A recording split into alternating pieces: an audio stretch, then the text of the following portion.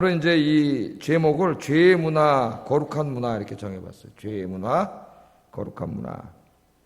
이 본문은 가인의 자식들과 그 후손들이 만들어가는 죄의 문화와 셋과 그 후손들이 만들어가는 거룩한 문화에 대한 말씀입니다. 잠깐 한번 이 말씀을 생각해 보겠습니다. 자, 가인이 동생 아벨을 죽였죠. 최초의 살인을 했습니다. 그러니까 인간이 하나님 떠나 죄진 다음에 저지른 가장 끔찍한 죄악 중에 하나가 살인이에요. 살인. 사람을 죽이게 됐어요. 그것도 시기심 때문에. 그죠? 시기심이 무서운 거예요. 시기심 때문에 자기 동생을 죽이게 됐습니다. 자, 동생을 죽인 후에 이제 이 가인이 도망을 치는 거죠. 내가 살인을 했는데 다른 사람들이 나를 해하면 어떻게 하느냐. 그렇게 얘기를 했어요. 그랬더니 사람들이 많이 궁금해합니다. 저도 어렸을 때. 아니, 아담과 하와가 가인과 아벨밖에 안 낳았는데 가인이 아벨을 죽였는데 나머지 사람들이 도대체 어디 있다는 말이에요. 그렇게 질문하는 안 믿는 사람들이 많이 있어요. 근데 이 아담이 몇 살까지 살았어요? 900살이 넘게 살았어요. 그러니까 지금 가인이 아벨을 죽인 때가 몇 살 때인지 몰라요. 900살까지 살았으니까 여러분 우리가 지금 8촌만 돼도 8촌 알아요? 몰라요? 저는 이제 더더군다나 이북에 있기 때문에 4촌 얼굴도 몰라요. 우리 삼촌도 본 적이 없어요. 작은아버지, 큰아버지, 고모 본 적이 없어요. 제 아버님이 제일 보고 싶은 분이 누구세요? 제가 그랬더니 옛날에는 어머니가 제일 보고 싶다 그러셨는데 최근 돌아가시기 전에는 여동생이 그렇게 보고 싶다 그래요. 그래서 이게 내리사랑이구나 그런 생각을 했어요. 17살 때 저희 아버님 넘어왔으니까 여동생이 몇 살이었다 하더라고요. 전 고모님 되시죠. 근데 그 여동생 이렇게 보고 싶다 그래요. 근데 평생 못 보고 돌아가셨죠. 하여튼 참 안타깝습니다. 우리 민족이 불쌍한 민족이에요. 실향민들이 그런 사람들은 500만 되는데 가족을 그리워하다가 다 지금 이놈의 이념이 뭔지 다 그렇게 돌아가시고 계세요. 자, 그래서 몇 살에 이 사건이 일어난지 모르기 때문에 벌써 몇백 년이 지났다 그러면 엄청나게 많은 사람들을 낳겠죠. 그러니까 그렇게 여러분 이해하시면 됩니다. 성경은 중요한 사람, 아담이 낳은 모든 자식을 다루지 않아요. 중요한 사람, 하나님의 구속사에 필요한 사람, 그 사건만 다루는 거지 그거 다 다루면 그걸 어떻게 다 다루겠어요. 그렇게 여러분이 아시면 되겠습니다. 자, 이제 이 아벨을 죽인 후에 도망을 쳐가지고 어디로 갔냐면 에덴 동쪽, 창세기를 여러분이 11장까지 쭉 읽어보면은 12장부터 이제 아브라함을 선택하셔가지고 구원에 대한 언약을 세우는 게 나오는데 11장까지는 계속 이제 인간 죄 짓는 얘기가 나와요. 근데 이제 계속 어디로 갔다냐면 동쪽으로 갔다 그래요. 동쪽. 에덴의 동쪽. 에덴의 동쪽이라는 소설도 있잖아요.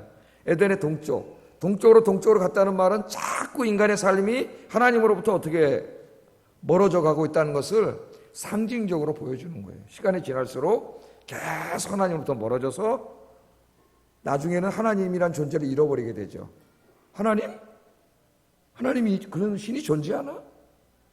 하나님은 천지를 창조했다고? 요새 와서 뭐라 무슨 소리 하는 거야? 진화됐는데 이제 그렇게 됐죠. 에덴 동쪽으로 갔습니다. 아버지 아담보다도 에덴 동산 안에서 더 멀리 하나님으로부터 더 멀리 떨어져 가고 있으면 보여줘요. 16절 한번 읽어보겠습니다. 시작.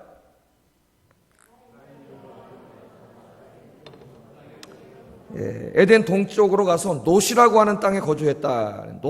놋 땅에 거주했다. 그렇게 나옵니다. 오늘날 많은 성경학자들과 성경 지리학자들이 이 놋 땅이 어디냐 하는 거 한번 찾아보려고 많은 시도를 했지만은 실패했습니다. 정확하게 놋이 어디인지 정확하게 알 수 없어요. 중요한 것은 지리적인 위치가 아닙니다. 우리는 항상 그런데 찾아내가지고 이제 뭐 하려고? 여행 가려고. 또 성지 순례 간다고 이제 또 여행 가려고 그러는 거죠.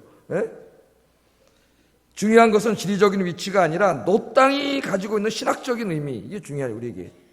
창세기 저자가 누구죠? 모세입니다. 모세. 그걸 우리가 알아야 돼요.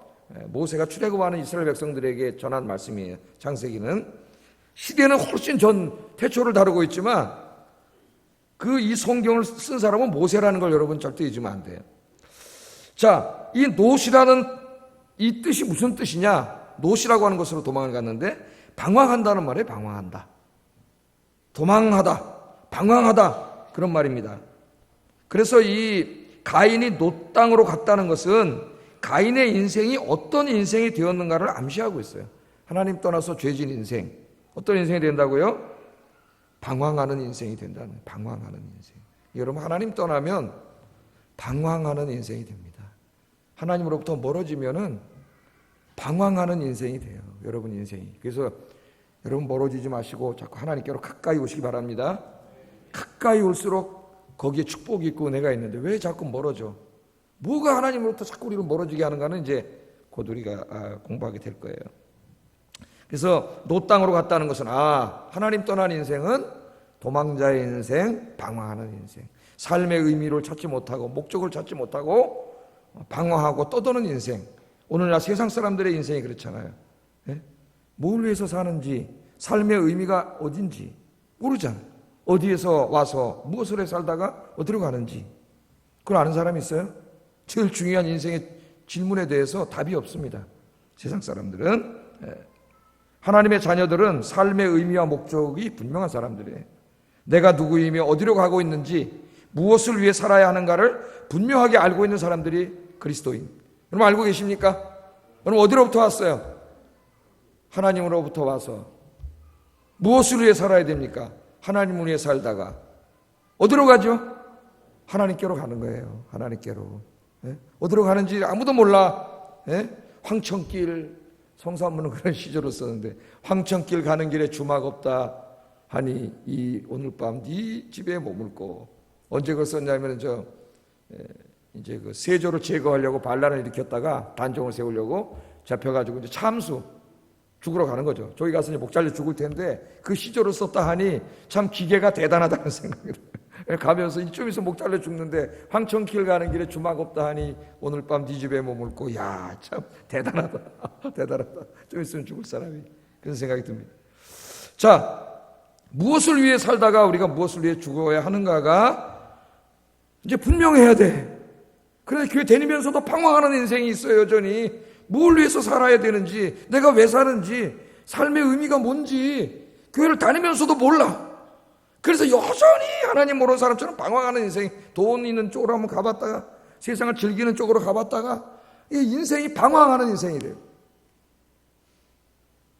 여러분들은 삶의 의미와 목적이 오늘부터 분명한 인생이 되기 바랍니다. 그러면 인생이 흔들리지 않아요. 이까지는 세상에 돈, 이 세상 이런 거 흔들리지 않아요. 네? 인생의 목적과 의미가 분명해야 된다. 이것을 잃어버리면 의미상실이라고 하는 정신병에 걸려요. 제가 얘기하죠. 내가 왜 살아야 되는지 이유를 모른다 그랬잖아요. 돈은 그렇게 많은데 수백억 있고 수천억 있는데 하나도 행복하지 않아요. 왜? 그거 갖고 여행 다니고 골프 치고 백화점 가서 명품백 사면 뭐해? 하나도 행복하지 않아요. 왜? 내가 왜 살아야 되는지 아무 의미를 찾지 못해.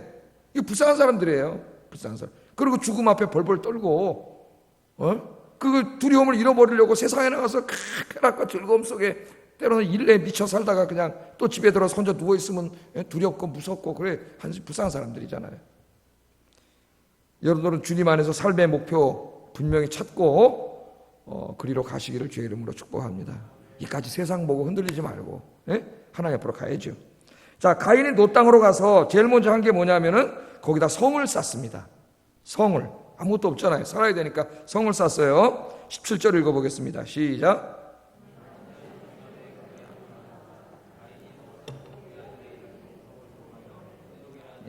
가인이 거기서 아들을 낳았습니다. 아들의 이름을 에녹이라 졌어요. 에녹이라고 졌는데 가인이 성을 쌓고 그 아들의 이름을 따라서 성의 이름을 에녹이라 졌다. 그렇게 나옵니다. 에녹이라 졌다. 자, 여러분, 가인이 왜 성을 쌓았을까요? 성을 쌓았다는 말은 현대적인 말로 하면 도시를 만들었다는, 도시를. 제가 아침에 예고편 했잖아요. 도시. 하나님으로부터 우리 마음을 다 뺏어가는 게 도시의 화려함이라고. 자, 도시를 만들었다는 겁니다. 왜 성을 쌓았을까? 이 부분에 대해서 가장 깊은 신학적인 사색을 한 사람은 프랑스 신학자의 사상가인 자크 엘루이라고 하는 사람이에요. 우리나라에 잘 알려져 있죠. 이 사람의 책이 상당히 많이 번역되어 있습니다. 그런데 사상은 굉장히 깊고 심오해요. 단점은 읽기가 너무 어렵다. 읽고 이해하기가 너무 어려워요. 사상이 깊다 보니까 너무 어려워요. 이 사람이 쓴 책에 도시의 의미라고 하는 이 책이 있습니다. 정말 그레이트 북이다. 그렇게 생각이 돼요. 그레이트 북. 어떻게 이런 신학적인 사상가가 나올 수 있을까? 부러워요. 굉장히 부럽습니다.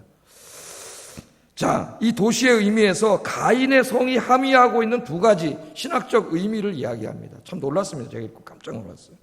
어떤 주석에도 없어요. 이분의 신학적인 사색 대단하다 그런 생각이 듭니다. 가인이 왜 에덴에서 성을 쌓느냐? 가인이 왜 그 성을 쌓느냐?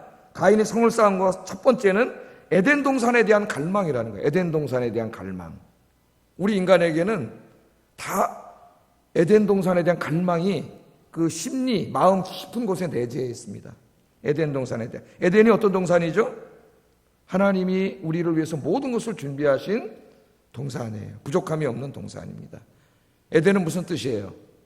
기쁨. 예? 기쁨의 동산이에요.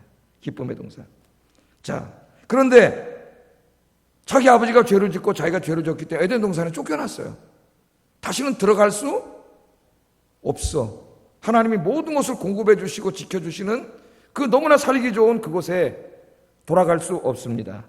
그런데 그런 곳에서 살고 싶은 마음이 있어요, 없어요? 그런 곳 살고 싶죠? 갈 수는 없어. 그래서 이 가인이 성을 쌓은 건 뭐예요? 내가 내 힘으로 에덴 동산을 만들어 보리라. 그렇게 해서 여러분 인간의 도시가 생겨난 겁니다. 인간의 도시가. 내가 내 힘으로 에덴 동산을 만들어 보리라. 이제 가인은 하나님의 도성인 에덴 동산과 견질 수 있는 자신의 동산, 자신의 성, 자신의 도시를 만들기로 작정하고 하나님의 동산에 갈 수 없기 때문에 자기가 이제 그 성을 만드는 거죠.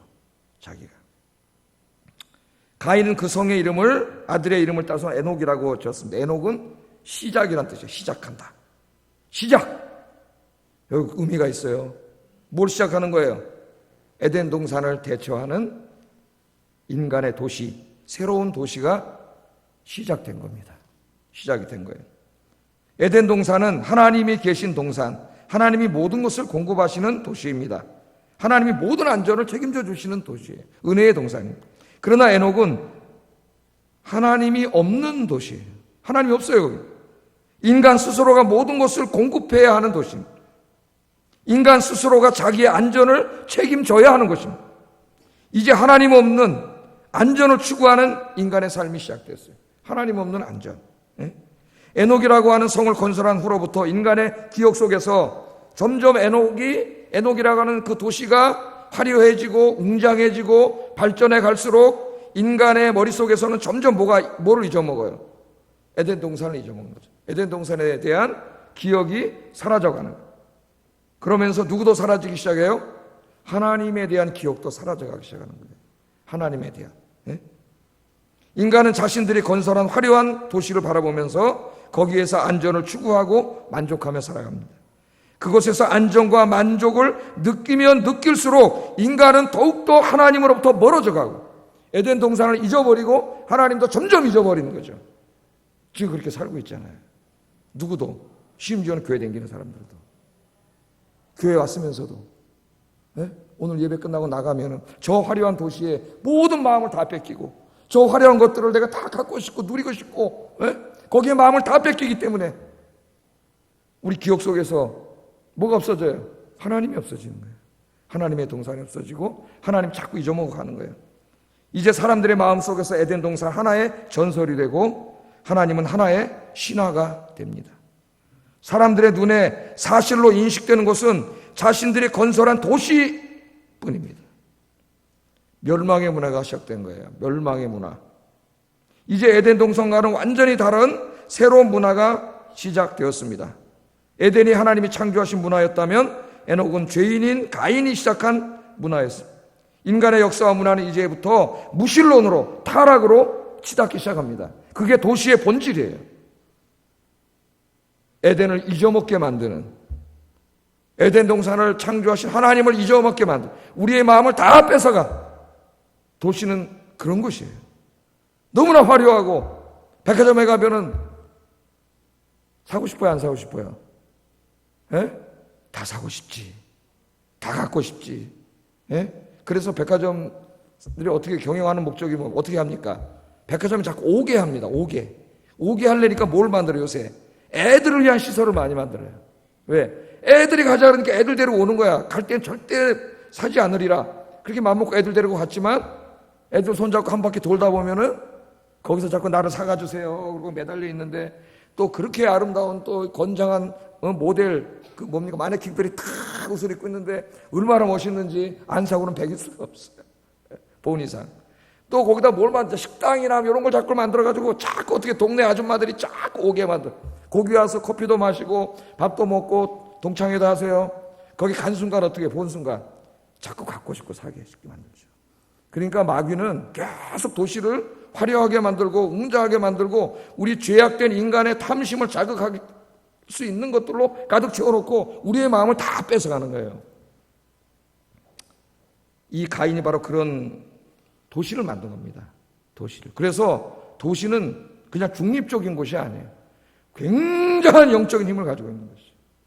우리를 완전히 노예처럼 다 끌고 다닐 수 있는 것이 도시입니다. 많은 젊은이들이 이 도시의 문화에 빠져가지고 하나님을 잊어먹고 도시에 그냥 다 마음을 뺏기고 저기가 에덴 동산인 줄 알고 저게 천국인 줄 알고 저기 가서 사는 거예요. 나가서. 그게 우리 동네에 있잖아요. 시촌에 있고 뭐가 있어요? 홍대에 있다 그랬잖아요. 거기 밤에 한번 가보세요. 도대체 우리나라 젊은이들은 다 거기 와 있는 것 같아요. 애들이. 거기 뭐 외국에도 많이 오고 뭐 하여튼 온갖 잡다한 와 여기가 지옥이구나 그걸 알게 돼요. 음란과 태폐와 하여튼 거기 사는 사람 죄송합니다. 거기 동네가 지옥이라는 게 아니라 그 문화를 말하는 게 내가 문화 타락한 문화. 이따 저 내가 다시 말씀드릴게요. 인간은 도시의 음성에 현혹됩니다. 나에게 오세요. 하나님 같은 건 없습니다. 에덴 동산 같은 건 없습니다. 나를 보세요. 여기가 천국입니다. 계속 불러대. 그래서 우리는 도시를 에덴 동산이라고 착각하고 그 도시에서 하나님이 주시는 기쁨이 아니라 도시가 주는 기쁨을 누리며 살면 행복할 수 있다고 우리가 생각하게 됩니다. 그러나 도시에는 참된 기쁨이 없습니다.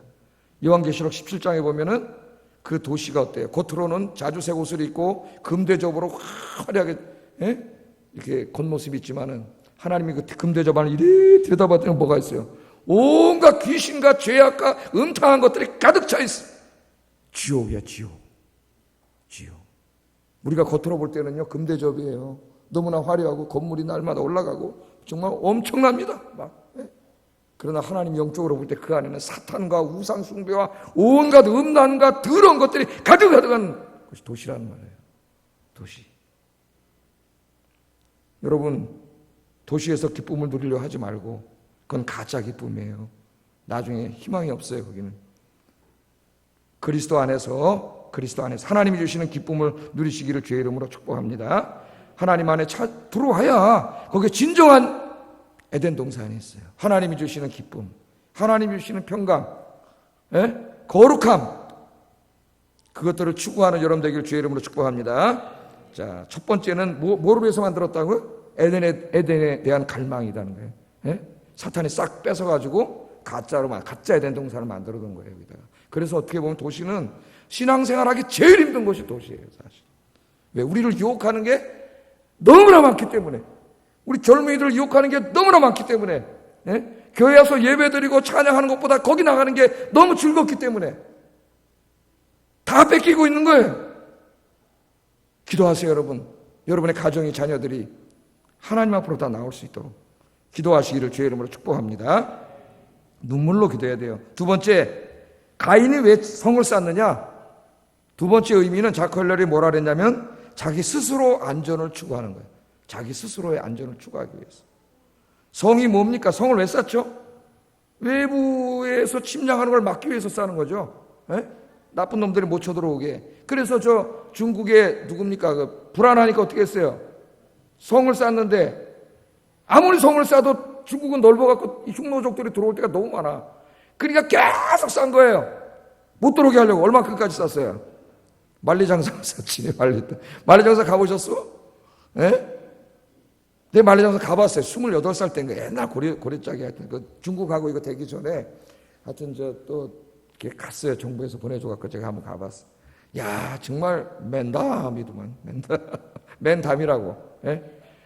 아무리 담을 쌓아봐야 쳐들어오는 사람 막을 수 없어요. 지키는 데 한계가 있어요. 그래서 시오노 나나미는 뭐라 그랬어요? 로마인들은 담을 쌓지 않았다. 같은 시대의 로마인들은 도로를 만들었어.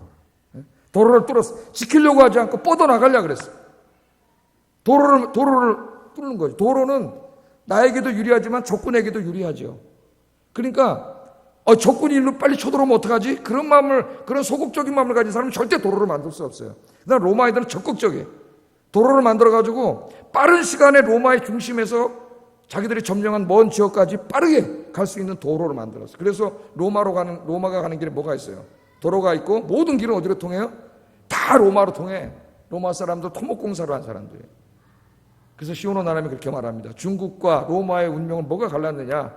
바로 그 생각이 갈랐다는 거예요. 생각이. 여러분 지키는 데는 한계가 있어요. 예? 소극적으로 사지 말고 여러분 신앙 안에서 적극적으로 사시기 바랍니다. 하여튼 이건 성경은 아닌데. 자, 안전대책이죠. 안전대책. 자기를 지키려고 한 거예요. 가인은 두려웠어요. 사람들의 보복이 두려웠고 주변 민족 사람들의 공격이 두려웠습니다. 하나님이 안전을 지켜주는 표를 주셨지만 하나님을 믿지 않았던 그에게는 안전보장, 하나님 주신 안전 그거 갖고 되지가 않아요. 여러분도 그렇지 않아요? 그렇지? 하나님 지켜주신다 그랬는데 그 말을 못 믿으면 불안하지 뭐. 내가 졸지 아니하시고 주무시지 아니하신 하나님, 이스라엘을 지키는 자는 졸지 아니하시고 주무시지 아니하시리다. 여러분이 그 말을 믿고 확신하면 하나도 두렵지 않습니다. 그래서 다윗은 내가 말을 타고 1000만인 사이를 달린다 그랬어요. 1000만 명이 나를 포위해도 두렵지 않다 그랬어요. 허세를 부리는 게 아니에요. 하나님이 지켜주심을 확신하는 사람은 아무도 두렵지 않아요. 여러분 왜 불안합니까? 믿음이 없어서 불안한 거예요. 불안은 영적인 병이에요. 믿음이 무너졌기 때문에 불안해진 거예요. 하나님을 믿는 사람은 두렵지 않아요. 지금 하나님을 떠났기 때문에 자기를 지켜줄 뭐가 없어. 하나님 약속을 안 믿어 또. 그러니까 불안해진 거지. 불안해지는 거 어떻게 해요? 자기가 자기를 지켜야 돼. 그러니까 담을 쌓는 거예요. 그래서 여러분 부잣집들 가면 다 뭐가 있어요? 담을 막 이렇게 진짜 부자들 한번 찾아가보세요. 담을 막 이렇게 쌓고 철조망을 또 막 위로 올리고 전기줄을 또 손을 막 긋고 CCTV를 다 설치하고 그것도 모자라서 이태원에 진짜 부자들 사는 데가 보니까 사설 경비원들이 지키고 있더라고요. 왜 그렇게 하는 거죠? 왜 그래? 불안하니까. 저는 그렇게 할 필요가 있을까요? 없을까요? 난 문 다 열어놓고 자도 돼. 도둑놈이 돌아와서 뭐 가져갈 게 있어야지. 도와주고 가야 돼. 내가 많이 가지니까 불안해요. 불안하니까 자기가 자기를 지키려는 거예요. 그게 바로 그거예요. 열쇠를 하나, 둘, 세 개씩 막 꽂아놓고 그래도 막 인간이 불안하죠. 자기가 자기를 지키려는데. 불안이 거기서만 옵니까? 자기가 보이지 않는 내 몸속에서는 뭐가 어떻게 되고 있는지 어떻게 알아요? 오늘 배가 조금 아파도 배 아프다? 근데 이틀 갔어. 암 아닌가? 갑자기 간이 콩닥콩닥 그래가지고 어떻게 해요? 6개월에 한 번씩 내시경을 하고 막 1년에 한 번씩 가서 내시경 하지 않으면 어떻게 해요? 불안하죠. 내가 나를 지킬 수 없어요. 문제는 내가 나를 지킬 수 없고 내 아이를 지킬 수 없고 내가 잠자는 동안은 나 자신도 지킬 수 없어요. 어떻게 지켜? 한 시간 후에 뭔 일이 벌어질지 어떻게 알아? 하나님 떠나 믿음이 없으면 불안해서 살 수가 없어요. 인간이. 그래서 이 인간은 하나님 떠난 인간은 자기 자신의 안전대책을 강구하는 거예요. 그 안전을 이용해서 먹고 사는 직업이 뭐예요? 보험이에요. 보험.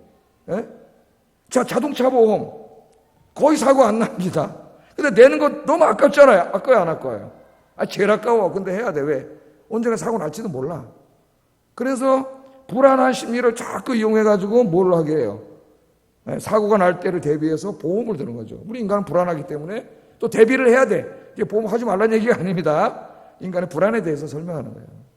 하나님 떠나면 인간은 불안하다. 그래서 스스로가 모든 안전 대책을, 요새는 또 뭐가 불안해? 내 노후가 불안해. 미래가 90까지 산다는데 돈 있어야지.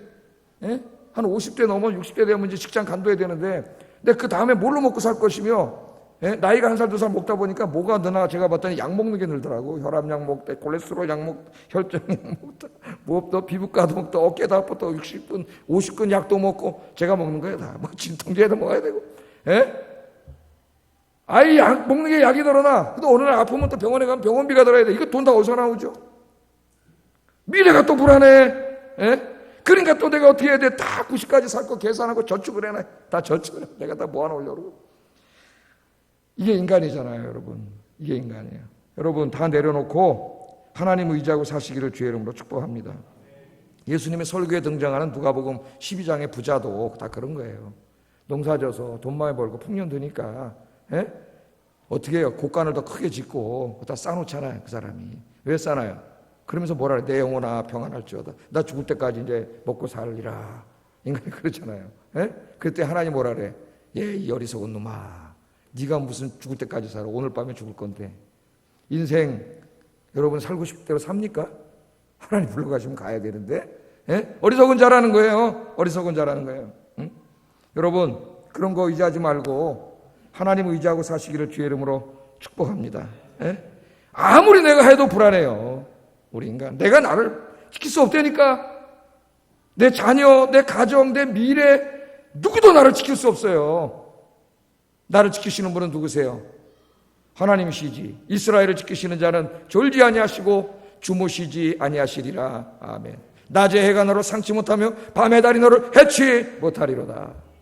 여호와께서 지금부터 너의 출입을 영원까지 지키시리로다. 아멘. 이 말씀을 묵상하고 기도해 보세요. 갑자기 불안이 싹 다 사라져요. 평안해집니다. 평안해져요. 이 주님이 주시는 평화가 여러분에게 가득하기를 주의 이름으로 축복합니다. 그러면 행복해. 행복은 다른 데 있지 않아요. 성을 쌓는 데 있지 않아요. 내가 뭐 돈을 모으고 준비를 하고 보험을 들고 뭘 하고 아무리 해도 거기에 행복이 없어요. 그런 불안이 없어지지 않아요. 물론 준비하지 말라는 게 아니에요. 인간적인 어느 정도 준비해야 되겠지만 궁극적으로 나를 지켜주시는 분은 하나님이시다. 그렇게 믿고 하나님 의지하고 기도하면서 사시기를 주의 이름으로 축복합니다. 자, 그래서 이 성을 쌓은 이 두 가지 이유가 거기에 있다. 하나님과 독립된 인생이죠. 에덴에 대한 갈망, 하나님 없는 행복, 하나님 없는 안전, 그건 불가능하다. 우리가 가장 갈망하는 그것들은 하나님 안으로 올 때 하나님이 어떻게 하세요? 하나님 지켜주시죠. 하나님이 주시죠. 공급해 주시죠. 지켜주시고 공급해 주셔요. 주님 품으로 나오신 여러분 환영합니다. 축복의 장소로 점점 더 주님께로 가까이 와야지. 자꾸 저 도시를 보고 자꾸 주님의 품으로 더 멀어져 나가지 마세요. 멀어져 나가지 마세요.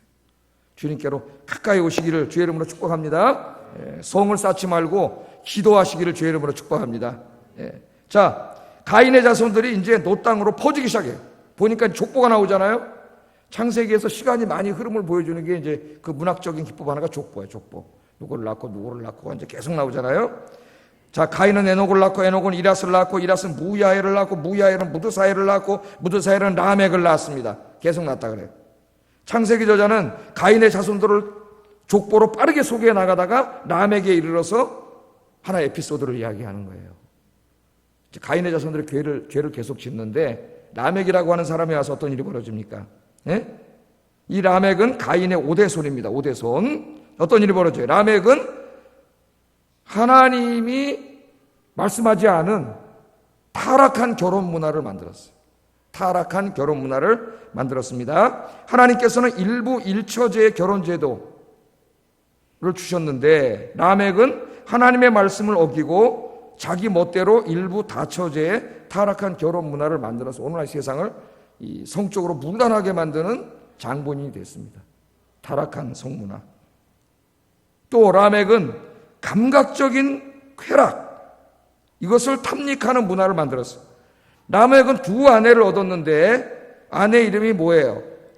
아다와 실라라 그랬어요. 아다와 실라. 아다는 예쁘다는 뜻이고 여기 이름들은 다 상징적 의미가 있어요. 아다는 예쁘다는 뜻이고 실라는 음성이 감미롭다는 뜻입니다. 감미롭다. 그러니까 라멕은 자기의 아내를 얻을 때 믿음과 인격보다는 감각적인 아름다움을 추구한 거예요. 가치가 전도된 거죠. 라멕은 감각에만 의존함으로 올바른 판단을 할 수 없었습니다. 그래서 아내를 얻을 때 믿음과 인격, 순결함과 정숙함 등 소중한 신앙적인 가치를 기준으로 삼지 않고 자기가 보고 느낄 수 있는 감각적인 아름다움, 거기에만 기초를 뒀어요. 그러면 경건한 아내를 얻을 수 있었을까요? 못 얻을까요? 그럼 누가 찾아와요? 누가 찾아? 꽃뱀 같은 여자가 찾아옵니다. 예? 그렇게 이 결혼 문화를, 성 문화를 타락시켰습니다. 또한 라멕은 폭력 문화를 만들었어요. 이 성적인 타락과 폭력이 어떻게 우리 인간 문화를 주도하게 됐는지를 설명하고 있는 거예요. 라멕은 자신에게 조그만 상처를 입힌 사람을 어떻게 했다 그랬어요? 자기에게 조그만 상처를 입혔는데 가서 쳐 죽였다 그랬습니다. 쳐 죽였어요. 한술 더 떠서 라멕은 사람을 죽여놓고도 자기 아내들에게 자신의 정당성을 주장합니다. 예? 무자비한 보복과 폭력이 시작된 거예요. 자기에게 조금 기분 나쁘게 했다고 요새 어떻게 합니까? 막 나이 드는 사람 두드러 패고 싸우고 요새 막 포악하잖아요. 마지막 때에 사람들이 포악해진다 그랬어요. 운전을 하는데 한번 빵 했다고 그 아파트까지 쫓아와가지고 어떤 여자를 막 내리자마자 막 그냥 때리고 구타하고 오늘 인간이 이렇게 되잖아요. 여러분 우리 그 드라마나 영화나 문학이나 만화나 광고나 다 보세요. 그 핵심적인 두 가지가 뭡니까? 제가 그냥 영어대로 할게요. 죄송하지만 섹스와 폭력이에요. 이 두 가지예요, 여러분. 요새 텔레비전 채널이 100개가 넘어요. 앉아갖고 리모컨 갖고 다다다다다. 이걸 멈추게 해야 되는데 뭐 나오면 멈춰요? 폭력과 그런 게 음란한 게 나오면 딱 멈춘다면 사람이. 예? 그 두 가지가 인간 타락한 문화의 키워드예요, 사실은. 키워드. 타락한 인간은 그것을 공개적으로는 비판하지만은 뒤에서는 타락한 욕정 때문에 딱 뒤에서는 추구해요, 인간이. 그런 문화가 하나님 떠나서 만들어진 거예요. 네. 이 두 가지는 하나님의 거룩한 나라를 파괴시키는 사탄의 무기입니다. 무기. 그걸 아셔야 돼요.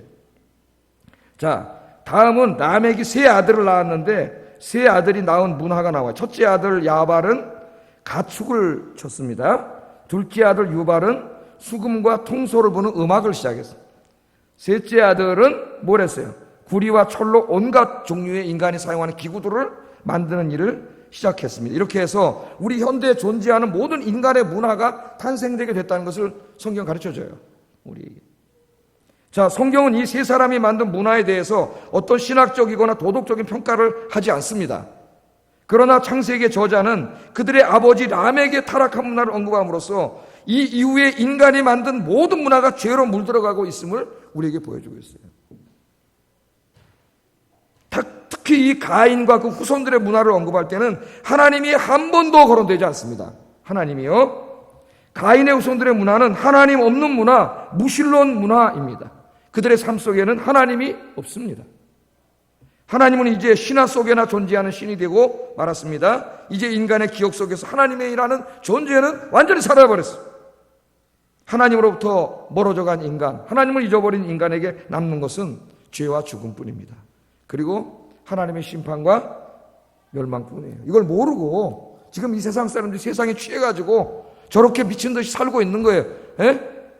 이 결과가 어떤 무서운 결과가 올지를 모르고 있다니까요. 이건 멸망이에요. 지옥이에요. 우리의 친구들이, 가족들이 지금 그렇게 살고 있어요. 우리의 이웃들이. 여러분 열심히 전도해서 주님께로 인도해 오시기를 주의 이름으로 축복합니다. 자, 이렇게 해가지고 하나님의 나라는 완전히 다 파괴돼서 지옥이 되겠죠. 지옥. 그럼 어떻게 될까요? 하나님께서 어떻게 하셨을까요? 하나님의 대책이 있습니다. 대책이. 그게 지금 우리가 해야 될 사명이에요. 대책을 세워놨는데 어떻게 했냐면은 아벨은 죽었어요. 의로운 아벨은. 그래서 하나님께서 어떻게 했어요? 많은 자손이 있었겠지만 특별히 하나님께서 다른 자손을 하나 주십니다. 아들을. 그게 누굽니까? 셋이라고 하는 아들을 하나님 주셨어요. 25절 26 창세기 4장 25절 읽어보겠습니다. 시작.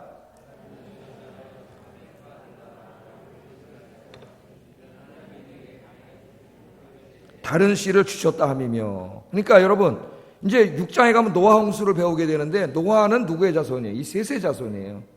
그러니까 노아의 가족만 구원을 받았기 때문에 결국 홍수로 이 세상이 멸망할 때 가인의 이 모든 후손들과 나머지 자식이 다 후손들은 어떻게 했어요? 홍수로 다 멸망당한 거예요.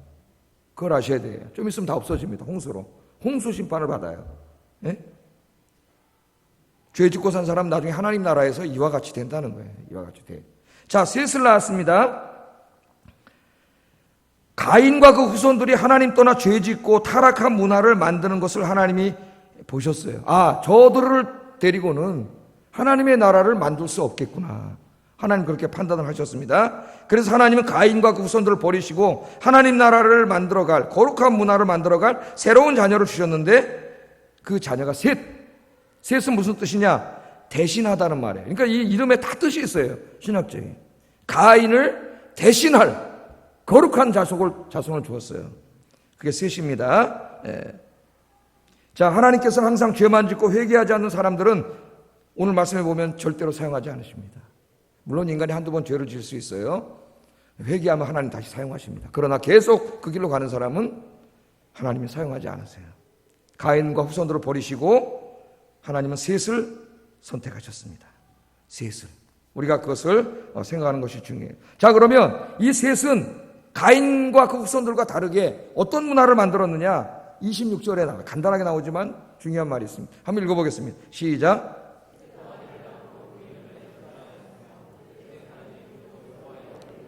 셋 또 아들을 낳고 그 이름을 에노스라 하였으며 그때 사람들이 비로소, 중요해요.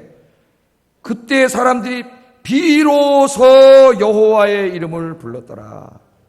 그러면 그 가인의 많은 후손들이 나올 때까지 그 가인의 후손들은 한 사람도 여호와의 이름을 부른 사람이 없어요. 계속 죄짓고 산 거예요. 그들은 그게 멸망받은 거예요. 홍수 때. 그러나 셋과 그 아들 에노스 때 비로소 사람들이 여호와 이름을 불렀다. 그렇게 나옵니다. 자, 이 여호와 이름을 불렀다고 하는 것은 하나님을 공적으로 예배했다는 뜻이에요.